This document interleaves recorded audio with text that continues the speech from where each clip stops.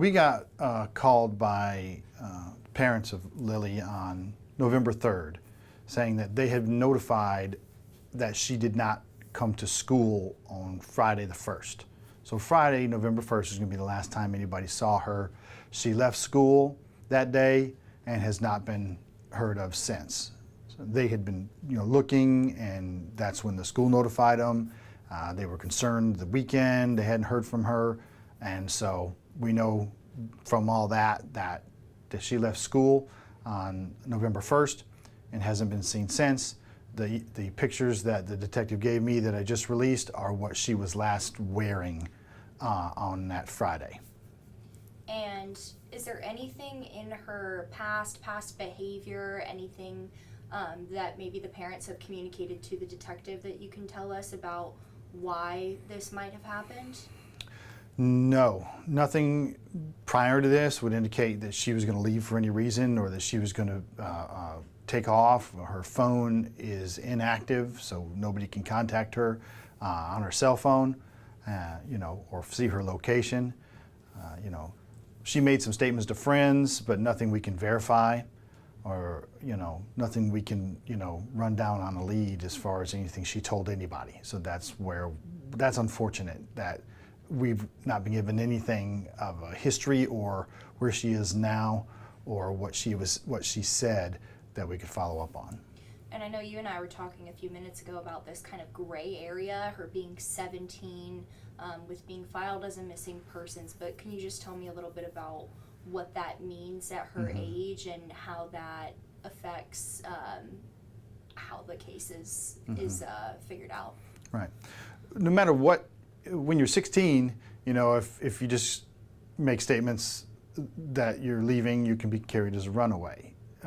Or if it's something that is nefarious or something that makes us concerned, you can be carried as missing. Adults 18 and over are always carried as missing persons. She's 17.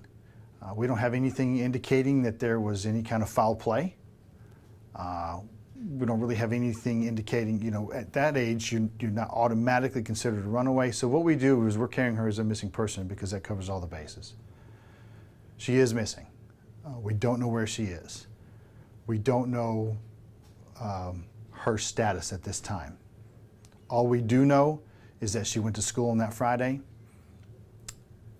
It appears that she has turned her phone off, and we don't know where she is. And in terms of where you're asking the community to look out for her, is it mostly just in the Tyler area or greater Tyler area? Where are you asking people to be alert and really try and recognize her in public? Right now, we don't have any evidence that she has left the area. I mean, it's always possible, but we don't have any evidence she's left the area.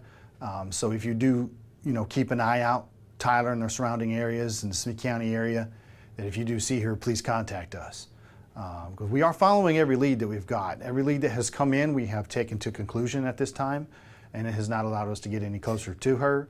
So anything that anybody might know, even if you think it's nothing or something that you really don't even really think we would need to know, please contact us, because sometimes it's the smallest things that lead us and break open a case. So anything you might have, or if you have information on where you've talked to her before and where she said she might go, if you know her on social media and may have something she might have posted, because we're checking everything. We're checking, make sure she hasn't flown anywhere, make sure she hasn't, crossed the border. We do all those things in the investigation to see if maybe she'll get flagged doing something like that. At this point in time, we don't have anything or any evidence indicating where she might be.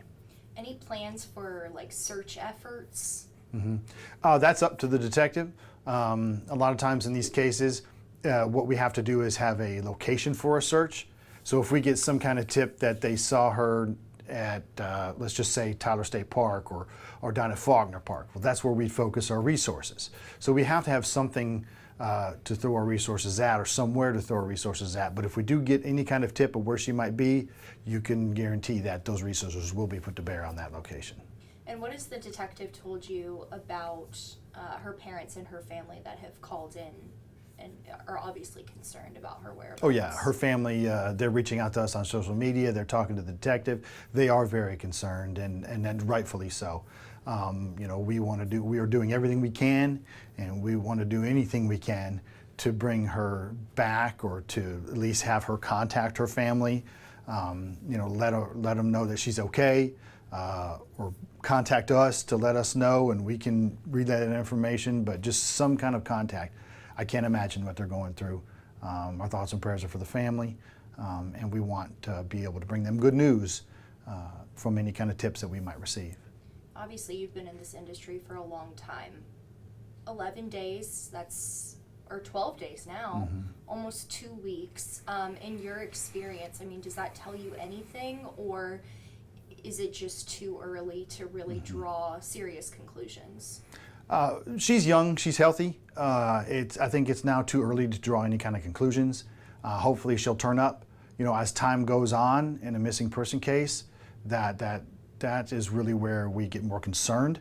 But at this time, you know, just under 2 full weeks, we hope that she is just, if she's out there and you know, just had gone away for some time or for something, you know, we hope that she sees this and can contact her parents, you know. And it's too early right now to think of anything other than moving to that longer term investigation, because she is a young, healthy female, and hopefully she's okay and can reach out to her family.